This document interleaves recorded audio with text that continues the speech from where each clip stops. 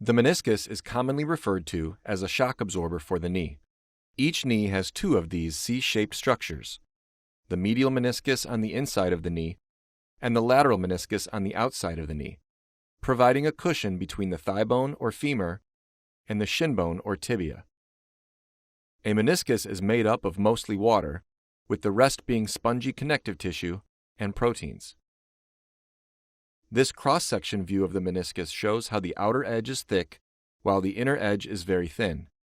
This helps provide stability to the knee, with the round end of the femur sitting on the relatively flat top of the tibia.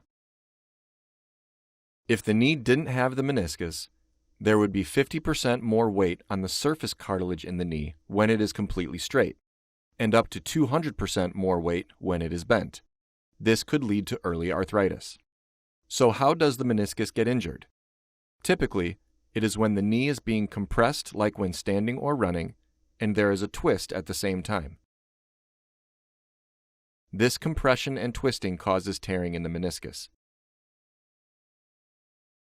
There are many different sizes and patterns of meniscus tears. One of the more well-known types is the bucket handle tear. This is when a long tear occurs but stays attached at the front and back, and the torn piece can flip back and forth like a bucket handle. About 1/3 of meniscus tears happen along with an ACL tear. Typically, younger athletic individuals suffer from traumatic tears that occur due to an injury, while degenerative tears that slowly happen over time are more common later in life. It is difficult to completely prevent a meniscus tear from happening, but stretching and strengthening leg muscles can certainly help. Some people may wear a brace if their knee already feels unstable, or if they are recovering from another knee injury so that a secondary meniscus injury doesn't occur. Each meniscus is attached to the top of the shin bone in two places. The attachment in front is called the anterior root, and in the back is the posterior root. The attachments are very close to the ACL and PCL in the middle of the knee. These two attachments allow the rest of the meniscus to shift slightly as the knee bends and straightens. When it comes to healing, the meniscus needs blood supply just like anything else. It is divided into 3 zones based on the amount of blood supply in each zone. The outer edge is the red zone, with the most amount of blood supply or vascularity.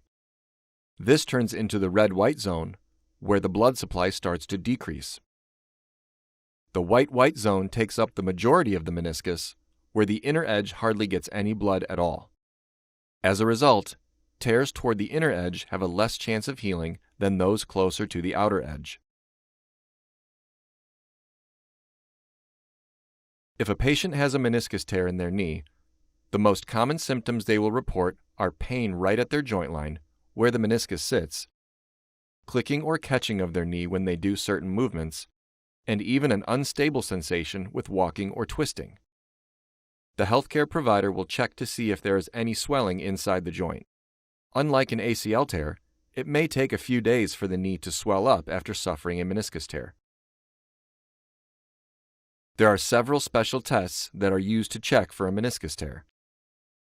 These tests are designed to reproduce the patient's symptoms, which can help lead the healthcare provider to make an accurate diagnosis. X-rays are taken to make sure there are no fractures and to check for any arthritis. Sometimes, full-length X-rays of the legs are taken to see if there are any alignment issues that are contributing to the problem. Doing an ultrasound can give a pretty good picture of what's going on with the meniscus, but it really is best seen on an MRI, which is typically the best way to look at all soft tissue. The meniscus is highlighted here in both the side view and the front view of the MRI. In the top-down view, you can see there is a break in the normal C-shaped meniscus. This is where the tear is. Once a final diagnosis is made, the doctor and patient create a treatment plan so the patient has the best chance of returning to their desired activity level.